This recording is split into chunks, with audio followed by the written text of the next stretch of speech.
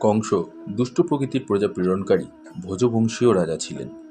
তিনি মথুররাজ উগ্রসেনের স্ত্রী পদ্মাবতী ও রাক্ষস দ্রুমিলের অবৈধ সহবাসের ফলে জন্মগ্রহণ করেন।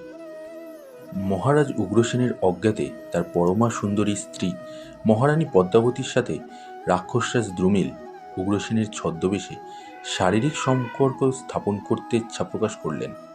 রানী পদ্মাবতী তাকে নিজের স্বামী ভেবে আপত্তি করলেন না। দ্রুমিল তার শয়নকক্ষে প্রবেশ করলেন। পুলক সুখে মত্ত হয়ে রাক্ষসরাজ দ্রুমিল আত্মপ্রকাশ করলে তাকে চিনেও রানী পদ্মাবতী কিছু বললেন না। রাক্ষসের বীর্যে অন্তঃসত্ত্বা হলেন রানী। গর্ভাবস্থার শেষে জন্ম দিলেন এক পুত্র সন্তানের। নাম দিলেন কংস। রাক্ষসের ঔরসে জন্ম বলেই তিনি রাক্ষস স্বভাব প্রাপ্ত হলেন। তিনি মগধের রাজা জরাসন্ধের দুই কন্যা অস্তি ও প্রাপ্তিকে বিবাহ করলেন। তিনি জরাসন্ধের সহায়তায় বৃদ্ধ পিতা রাজা উগ্রসেনকে বন্দী করে মথুরার রাজা হন।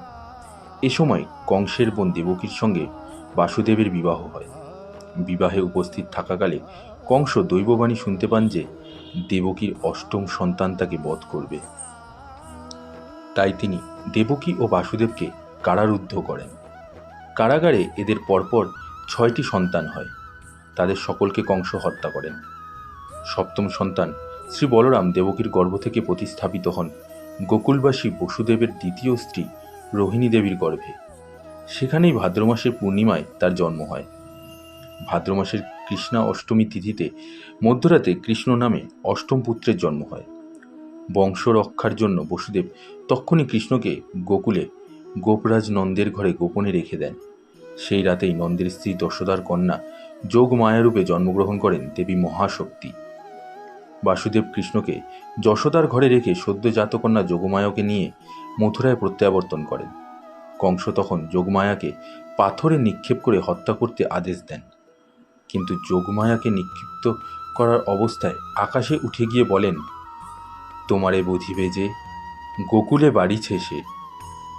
কংস কৃষ্ণকে অনুসন্ধান করে হত্যা করার অনেক চেষ্টা করেন, কিন্তু সব চেষ্টাই ব্যর্থ হয়। এরপর কংস যজ্ঞ করে কৌশলে কৃষ্ণকে মথুরায় আনান। এই অনুষ্ঠানে কংসের মল্লযোদ্ধারা কৃষ্ণের হাতে নিহত হয়। এতে কংস অত্যন্ত ক্রুদ্ধ হয়ে দুই ভাই কৃষ্ণ ও বলরামকে নির্বাসনে পাঠানোর আদেশ দেন।